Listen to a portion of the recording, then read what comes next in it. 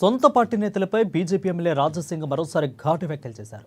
సొంత పార్టీ నేతలతో పాటు ఓవైసీ బ్రదర్స్పై రాజాసింగ్ విమర్శలు గుప్పించారు. పవిత్రమైన రంజాన్ మాసంలో హిందువులపై ఓవైసీ బ్రదర్స్ విషయం కక్కుతున్నారని మండిపడ్డారు. ఇక తెలంగాణలో బీజేపీ అధికారంలోకి వస్తే పారిపోయే మొదటి వ్యక్తి ఓవైసీనేనని ఆరోపించారు. అసదుద్దీన్ ఓవైసీకి మెంటల్ వచ్చిందని, ఆయనకు ట్రీట్మెంట్ ఇప్పించాలని సీఎం రేవంత్ రెడ్డిని కోరారు. స్టేట్లో హోలీ పండుగ చాలా మంచిగా జరుపుకున్నారు. ఒకవైపు హిందువులు మా పండగ మంచిగా జరుపుకోవాలని ఒక మంచి ఆలోచన పెట్టుకొని ఎవరికి కూడా డిస్టర్బెన్స్ చేయకుండా హోలీ ఆడుకున్నారు. ఇంకోవైపు హైదరాబాద్లో ఉన్న పార్లమెంట్ సభ్యుడు అసదుద్దీన్ ఓవైసీ నిన్న ఒక మసీదులో జుమ్మేకి నమాజ్ చదువుకోనికి ఆయన ఒక ప్రోగ్రాంలో పోయిండు. ఒక పెద్ద బహిరంగ సభ అయినా పెట్టిండు. ఆ బహిరంగ సభలో ఎట్లాంటి అయినా మాటలు చెప్తుండు.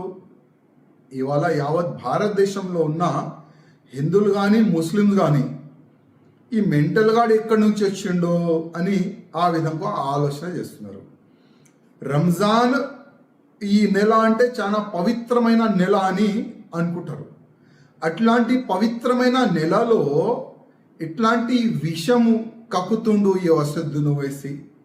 అది కరెక్టేనా? ఒక్కసారి అసదుద్దీన్ ఓవైసీ ఆలోచన చేసుకోవాలి. మేము భయపడే వ్యక్తులు కాము. భయపడే వ్యక్తులు పాకిస్తాన్ ఉరికిపోయినారు, మేము కొట్లాడతాం, ఆ విధంగా కామెంట్ చేస్తుండు. అసదుద్దీన్ ఓవైసీ నువ్వు ఎంత భయపడతావు అది మాకు తెలుసు.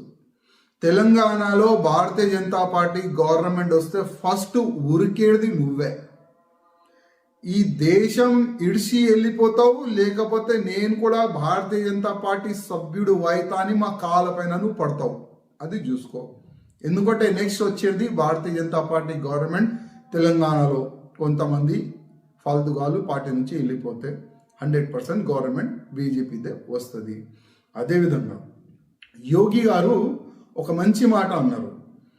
జుమ్మేకి నమాజ్ మీరు ఇంట్లోనే చదువుకోండి, ఒక్క దినమే మా రిక్వెస్ట్ అని యోగి